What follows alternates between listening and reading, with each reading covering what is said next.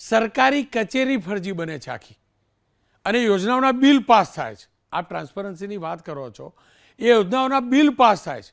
ફરજી office બનેલી આપને યાદ હશે મધ્ય ગુજરાતની અંદર, સરકારી યોજનાના બિલ ત્યાંથી પાસ થઈ જાય છે અને પછી ખુલાસો થાય છે. એનો મતલબ સિસ્ટમમાં ક્યાંક કમી તો છે ને.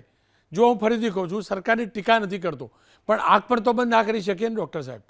જે કમી છે એ કમી છે. કોઈની હિંમત કેવી રીતે થાય આખી આખી ફરજી ઓફિસ બનાવવાની સાહેબ?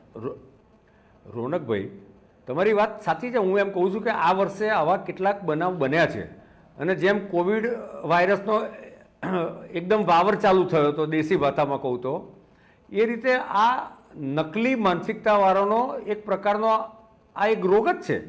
પણ આવા જૂજ લોકો છે, અને જ્યારે જ્યારે બી ધ્યાન પડ્યું છે ત્યારે એની ઉપર સખત કાર્યવાહી પણ થઈ છે.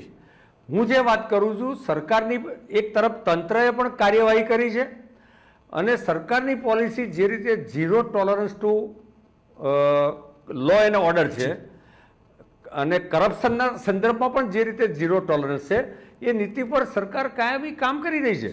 તમે જુઓ કે આમાં ગુનેગારને કોઈ પણ પોલિટિકલ પ્રોટેક્શન મળ્યું નથી.